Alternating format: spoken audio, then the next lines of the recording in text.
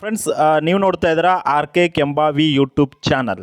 Friends, ಇವತ್ತಿನ ಈ ಒಂದು ವಿಡಿಯೋದಲ್ಲಿ ನಾನು ನಿಮಗೆ ಫೋನ್ಪೇ ಅಕೌಂಟನ್ನು ಹೇಗೆ ಓಪನ್ ಮಾಡಬೇಕು, ಫೋನ್ಪೇ ಅಕೌಂಟಲ್ಲಿ ನೀವು ಬ್ಯಾಂಕ್ ಅಕೌಂಟನ್ನು ಹೇಗೆ ಲಿಂಕ್ ಮಾಡಬೇಕು, ಫೋನ್ಪೇ ಅಕೌಂಟಲ್ಲಿ ನೀವು ATM ಕಾರ್ಡನ್ನು ಲಿಂಕ್ ಹೇಗೆ ಮಾಡಬೇಕು, ಅದು ಡೆಬಿಟ್ ಕಾರ್ಡ್ ಆಗಿರ್ಬೋದು, ಆಮೇಲೆ ನಿಮ್ಮ ಒಂದು ಏನಾದರೂ ಕ್ರೆಡಿಟ್ ಕಾರ್ಡ್ ಇದ್ದರೆ ನೀವು ಇದು ಕ್ರೆಡಿಟ್ ಕಾರ್ಡನ್ನು ಹೇಗೆ ಲಿಂಕ್ ಮಾಡಬೇಕು, ಜೊತೆಗೆ ನೀವು ಫೋನ್ಪೇ ಅಕೌಂಟಲ್ಲಿ UPI ID ಅಂತ ಇರುತ್ತೆ, ಅದನ್ನು ಹೇಗೆ ಸೆಟ್ ಮಾಡಬೇಕು ಅಂತ ಎಲ್ಲನೂ ನಿಮಗೆ ಸಂಪೂರ್ಣವಾಗಿ ಈ ಒಂದು ವಿಡಿಯೋದಲ್ಲಿ ಮಾಹಿತಿ ತಿಳಿಸ್ಕೊಡ್ತಾ ಇದ್ದೀನಿ ಫ್ರೆಂಡ್ಸ್.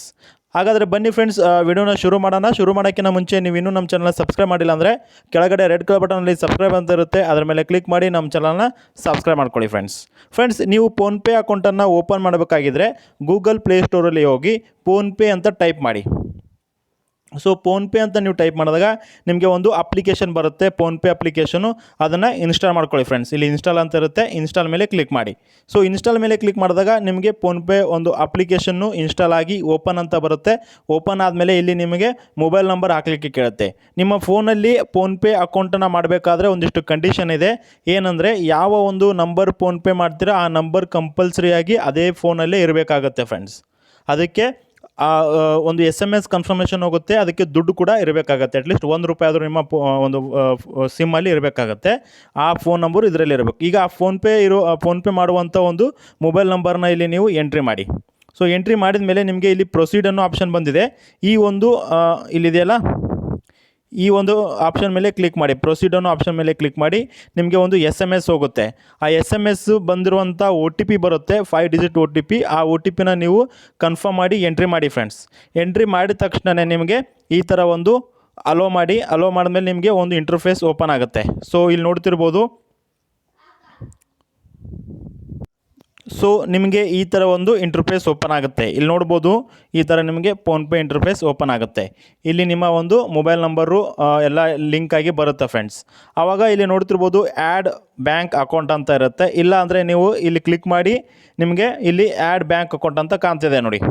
ಇಲ್ಲಿ ಆ್ಯಡ್ ಬ್ಯಾಂಕ್ ಅಕೌಂಟ್ ಮೇಲೆ ಕ್ಲಿಕ್ ಮಾಡಬೇಕಾಗತ್ತೆ. ಸೊ ನೀವು ಆ್ಯಡ್ ಬ್ಯಾಂಕ್ ಅಕೌಂಟ್ ಮೇಲೆ ಕ್ಲಿಕ್ ಮಾಡಿದ ತಕ್ಷಣ ನಿಮಗೆ ಒಂದು ಯಾವ ಬ್ಯಾಂಕ್ ಇದೆ ನಿಮ್ಮದು ಆ ಬ್ಯಾಂಕನ್ನು ನೀವು ಕನ್ಫರ್ಮ್ ಮಾಡ್ಕೊಳ್ಳಿ. SBI ಬ್ಯಾಂಕ್ ಇದೆ, HDFC ಬ್ಯಾಂಕ್ ಇದೆ, ICICI ಇದೆ, ಬ್ಯಾಂಕ್ ಆಫ್ ಬರೋಡ ಇದೆ. ನಿಮ್ಮ ಲಿಸ್ಟ್ ಕೂಡ ಇಲ್ಲಿದೆ ಫ್ರೆಂಡ್ಸ್. ನಿಮ್ಮ ಬ್ಯಾಂಕಿನ ಹೆಸರನ್ನು ನೀವು ಯಾವ ಬ್ಯಾಂಕಲ್ಲಿ ನಿಮ್ಮ ಅಕೌಂಟ್ ಇದೆ ಅದನ್ನು ಇಲ್ಲಿ ಸರ್ಚ್ ಕೂಡ ಮಾಡ್ಬೋದು. ಎಕ್ಸಾಂಪಲ್ ಆಗಿ ನನ್ನ ಹತ್ರ ಪೋಸ್ಟ್ ಆಫೀಸ್ ಬ್ಯಾಂಕ್ ಇದ್ದರೆ ಇಂಡಿಯನ್ ಪೋಸ್ಟ್ ಆಫೀಸ್ ಅಂತ ಇರುತ್ತೆ.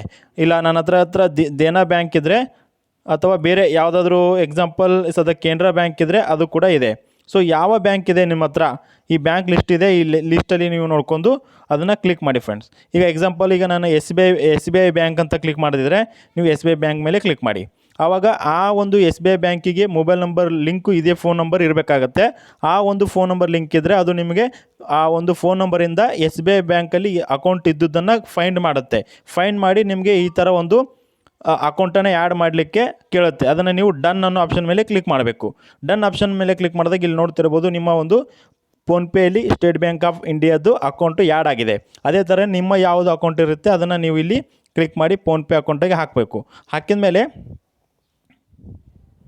ಹಾಕಿದ್ಮೇಲೆ ಇಲ್ಲಿ ನೀವು ನೋಡ್ಬೋದು, ಇದು ನಿಮ್ಮ ಒಂದು ಫೋನ್ಪೇ ಅಕೌಂಟ್ ಇರುತ್ತೆ. ಇಲ್ಲಿ ನೀವು ಆ ಇದು ಅಕೌಂಟನ್ನು ಆ್ಯಡ್ ಮಾಡಿದ್ಮೇಲೆ ಇದರದ್ದು ಬ್ಯಾಲೆನ್ಸ್ ಎಲ್ಲ ಚೆಕ್ ಮಾಡ್ಕೋಬೋದು. ನೀವು ಚೆಕ್ ಬ್ಯಾಲೆನ್ಸ್ ಅಂತ ಆಪ್ಷನ್ ಬರುತ್ತೆ. ಇಲ್ಲಿ ನೀವು UPI ID ಕೊಟ್ಟು ಚೆಕ್ ಬ್ಯಾಲೆನ್ಸನ್ನು ನೀವು ಮಾಡ್ಕೋಬೋದು.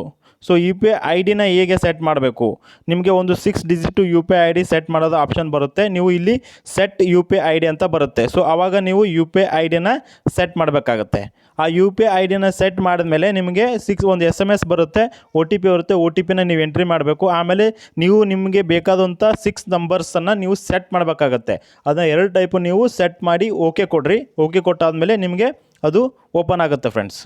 ಅದೇ ಥರನಾಗಿ ನಿಮ್ಮ ಹತ್ರ ಯಾವುದಾದ್ರೂ ಕಾರ್ಡ್ಸ್ ಇದೆ ಅಂದರೆ ಆವಾಗಲೇ ಹೇಳಿರೋ ಹಾಗೆ ನಿಮ್ಮ ಹತ್ರ ಕ್ರೆಡಿಟ್ಸ್ ಕಾರ್ಡ್ಸು, ಡೆಬಿಟ್ ಕಾರ್ಡ್ಸು ಯಾವುದಾದ್ರೂ ಇದ್ದರೆ ಅದು ಕೂಡ ನೀವು ಇಲ್ಲಿ ಆ್ಯಡ್ ಮಾಡ್ಬೋದು. ಇಲ್ಲಿದೆ ನೋಡಿ, ಡೆಬಿಟ್ ಆ್ಯಂಡ್ ಕ್ರೆಡಿಟ್ ಕಾರ್ಡ್ಸ್ ಅಂತ ಇಲ್ಲಿ ಕಾಣ್ತಾ ಇದೆಯಲ್ಲ, ಡೆಬಿಟ್ ಆ್ಯಂಡ್ ಕ್ರೆಡಿಟ್ ಕಾರ್ಡ್ ಅಂತ.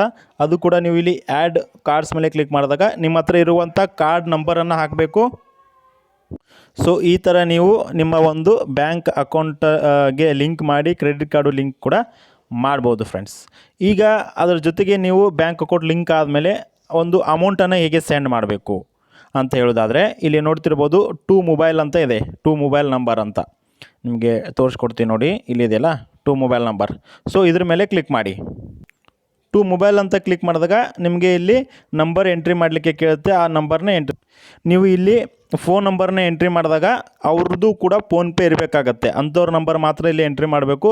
ಅವ್ರ ಮೇಲೆ ಕ್ಲಿಕ್ ಮಾಡಿ ನೀವು ಅವರಿಗೆ ಅಮೌಂಟನ್ನು ಹಾಕ್ಬೋದು ಫ್ರೆಂಡ್ಸ್. ಇಲ್ಲಿ ಟು ಸೆಲೆಕ್ಟ್ ಅಂತ ಬರುತ್ತೆ, ಅದರ ಮೇಲೆ ಕ್ಲಿಕ್ ಮಾಡಿ ಅವರಿಗೆ ಅಮೌಂಟನ್ನು ಹಾಕ್ಬೋದು. ನೀವು ಈ ಥರ ಕ್ಲಿಕ್ ಮಾಡಿದಾಗ ಅಮೌಂಟ್ ಕೇಳುತ್ತೆ.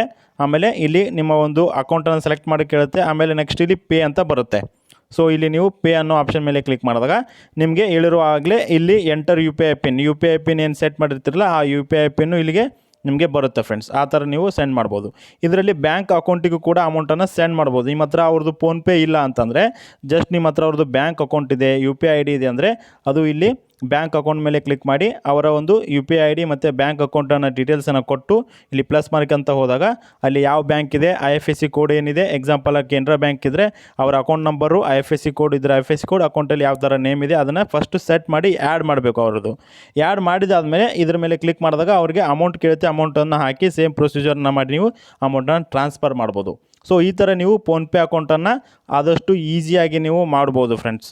ಸೊ ಈ ಥರ ನೀವು ಆಮೇಲೆ ನಿಮ್ಮದೊಂದು KYC ಅಂತ ಮಾಡೋದಿರುತ್ತೆ. ನೀವು KYC ಮಾಡಿಲ್ಲ ಅಂದರೆ ಇಲ್ಲಿ KYC ಪೆಂಡಿಂಗ್ ಅಂತ ಬರುತ್ತೆ. ಇಲ್ಲಿ ನೀವು ಮೇಲೆ ಡಾಟ್ ಮೇಲೆ ಕ್ಲಿಕ್ ಮಾಡಿದಾಗ ನಿಮ್ಮ ಫೋನ್ ನಂಬರ್ ಇರುತ್ತೆ, ಅದ್ರ ಮೇಲೆ ಕ್ಲಿಕ್ ಮಾಡಿದಾಗ ಇಲ್ಲಿ ನೀವು KYC ಪೆಂಡಿಂಗ್ ಅಂತ ಬಂದಿರುತ್ತೆ. ಅದು KYC ಮೇಲೆ ಕ್ಲಿಕ್ ಮಾಡಿ ನಿಮ್ಮ ಒಂದು ಆಧಾರ್ ಕಾರ್ಡ್ ಅಥವಾ ಪ್ಯಾನ್ ಕಾರ್ಡನ್ನು ಕೊಟ್ಟಾಗ ನಿಮ್ಮದು KYC ಕೂಡ ಕಂಪ್ಲೀಟ್ ಆಗುತ್ತೆ ಫ್ರೆಂಡ್ಸ್. ನೀವು ಇಲ್ಲಿ ಅನ್ಲಿಮಿಟೆಡ್ ಆಗಿ ಅಮೌಂಟನ್ನು ಇದರಲ್ಲಿ ಕಳಿಸ್ಬೋದು, ಅಂದರೆ ಬ್ಯಾಂಕ್ ಲಿಮಿಟಲ್ಲಿ. ಸೊ KYC ಆಗಿಲ್ಲ ಅಂದರೆ ನಿಮಗೆ ಫೋನ್ಪೇ ವ್ಯಾಲೆಟನ್ನು ಯೂಸ್ ಮಾಡಲಿಕ್ಕಾಗಲ್ಲ, ಆಮೇಲೆ ಜಾಸ್ತಿ ಅಮೌಂಟನ್ನು ಸೆಂಡ್ ಮಾಡೋಕ್ಕಾಗಲ್ಲ ಫ್ರೆಂಡ್ಸ್. ಆಮೇಲೆ ಈಗ ಫಸ್ಟ್ ಟೈಮ್ ನೀವು ಫೋನ್ಪೇ ಅಕೌಂಟನ್ನು ಓಪನ್ ಮಾಡಿದಾಗ ಫಸ್ಟ್ ಡೇ ಮಾತ್ರ ನಿಮಗೆ 10,000 ರೂಪಾಯಿ ಮಾಡಲಿಕ್ಕೆ ಅಲೋ ಇರುತ್ತೆ. ಅದಾದಮೇಲೆ ನಿಮಗೆ ಅಲೋ ಇರಲ್ಲ. ನೆಕ್ಸ್ಟಿಂದ ಬೇರೆ ಎಲ್ಲ ಮಾಡ್ಬೋದು ಫ್ರೆಂಡ್ಸ್. ಸೊ ನಾನು ನಿಮಗೆ ಹೇಗೆ ಒಂದು ಫೋನ್ಪೇ ಅಕೌಂಟನ್ನು ಓಪನ್ ಮಾಡಬೇಕು, ಅದರಲ್ಲಿ ಬ್ಯಾಂಕ್ ಅಕೌಂಟನ್ನು ಹೇಗೆ ಲಿಂಕ್ ಮಾಡಬೇಕು, ಆಮೇಲೆ ನೀವು ಅಮೌಂಟನ್ನು ಹೇಗೆ ಸೆಂಡ್ ಮಾಡಬೇಕು ಅಂತ ತಿಳಿಸ್ಕೊಟ್ಟಿದ್ದೀನಿ. ಈ ಒಂದು ವಿಡಿಯೋ ಇಷ್ಟ ಆಗಿದ್ದರೆ ಒಂದು ಲೈಕ್ ಮಾಡಿ. ಹಾಗೆ ಇನ್ನೂ ನಮ್ಮ ಚಾನಲ್ನ ಸಬ್ಸ್ಕ್ರೈಬ್ ಮಾಡಿಲ್ಲ ಅಂದರೆ ದಯವಿಟ್ಟು ನಮ್ಮ ಚಾನಲ್ನ ಸಬ್ಸ್ಕ್ರೈಬ್ ಮಾಡ್ಕೊಳ್ಳಿ ಫ್ರೆಂಡ್ಸ್.